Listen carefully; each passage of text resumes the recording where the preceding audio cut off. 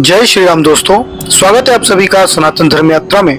दोस्तों, पिछले वीडियो में आपने मनुस्मृति के 7वें अध्याय के 160 श्लोकों को सुना और समझा। अब आइए चलते हैं मनुस्मृति के 7वें अध्याय के 161वें श्लोक से लेकर 170वें श्लोक तक और आज इन श्लोकों को सुनने और समझने का प्रयास करेंगे।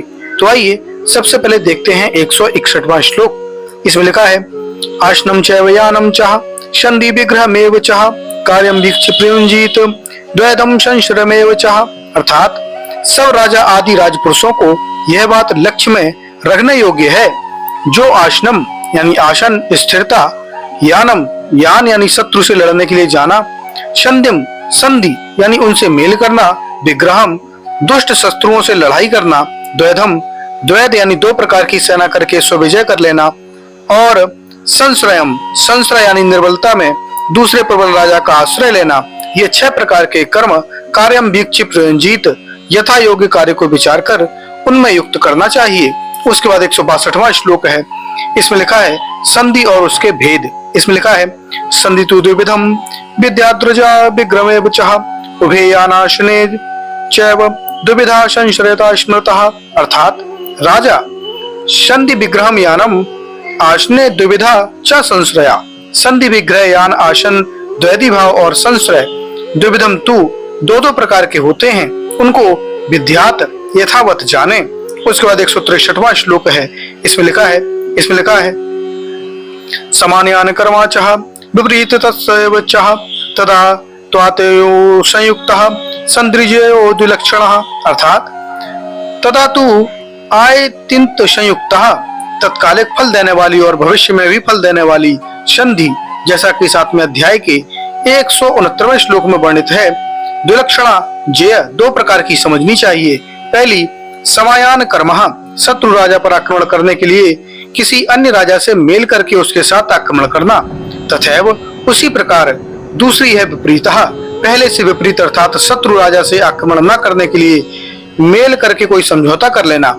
यह अपनी बल स्थिति को देखकर उचित अवसर तक होता है।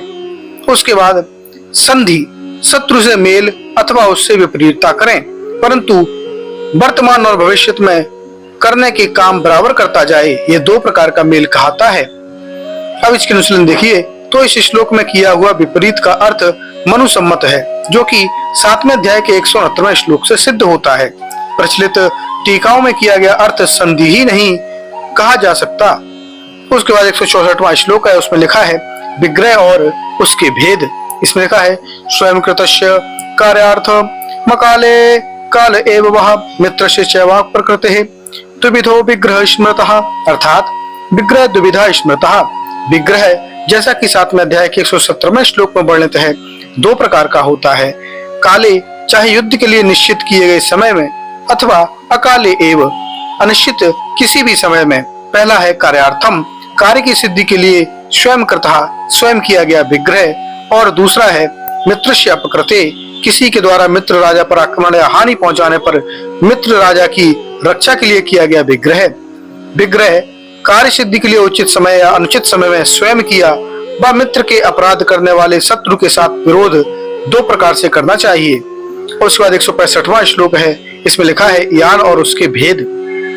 इसमें लिखा है, एकाकी अनश्याति के कार्य प्राप्ते दक्ष्यः संस्तस्य च मिश्रेण द्विविधम यान मुच्यते। अर्थात आत्यायी के कार्य प्राप्ते अकस्मात कोई कार्य प्राप्त होने में एकाकिनः एकाकी व मित्रेण सहन्तस्य मित्र राजा के साथ मिलकर शत्रु की ओर जाना यानी चढ़ाई करना, जैसा कि 7वें अध्याय के 171वें श्लोक में वर्णित है।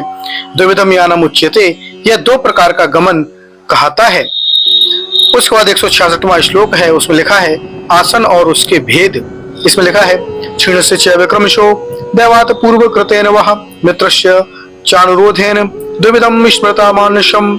अर्थात क्रमशः स्वयं किसी प्रकार से या क्रम से क्षीणस्य एव क्षीण हो जाए अर्थात निर्बल हो जाए, अथवा मित्रस्य अनुरोधेन मित्र के रोकने पर अपने स्थान पर बैठे रहना। द्विविधम आसनम स्मृतम यह 2 प्रकार का आसन, जैसा कि 7वें अध्याय के 172वें श्लोक में बताया गया है, कहलाता है। दैवात्वा पूर्व कृतेन संयोग से अथवा पूर्व जन्म के पाप के कारण। उसके बाद 167वां श्लोक है। इसमें लिखा है द्वैधी भाव और उसके भेद। इसमें लिखा है बलस्य स्वामिन्यैव स्थिता कार्यार्थ सिद्धये द्विविधम कीर्तयेत द्वैधम षाड गुण भेद भी, अर्थात 60 गुण भेद भी 60 गुणों के महत्व को जानने वालों ने द्वैधम द्विविधम कीर्तयेत द्वैधी भाव, जैसा कि 7वें अध्याय के 173वें श्लोक में बताया गया है, 2 प्रकार का कहा है। कार्यार्थ सिद्धये यानी कार्य की सिद्धि के लिए पहला है बलस्य स्थिति, सेना के 2 भाग करके एक भाग सेना को सेनापति के अधीन करना, और दूसरा स्वामिनः सेना का एक भाग राजा द्वारा अपने अधीन करना। कार्य सिद्धि के लिए सेना के 2 विभाग करके विजय करना 2 प्रकार का द्वैध कहता है। उसके बाद 168वां श्लोक है, इसमें लिखा है संश्रय और उसके भेद।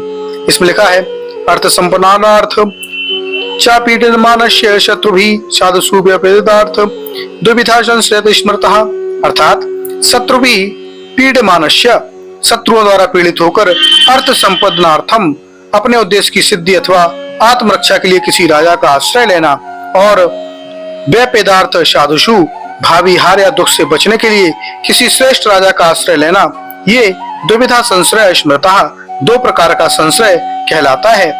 एक किसी अर्थ की सिद्धि के लिए किसी बलवान राजा व किसी महात्मा की शरण लेना जिससे शत्रु से पीड़ित ना हो, 2 प्रकार का आश्रय लेना कहलाता है। उसके बाद 169वां श्लोक है, इसमें लिखा है संधि का समय।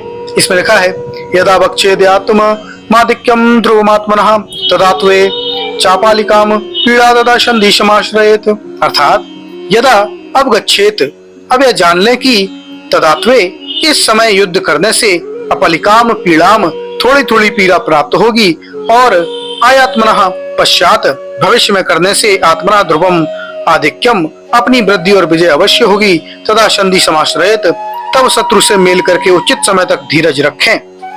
उसके बाद 117वां श्लोक है, इसमें लिखा है विग्रह का समय।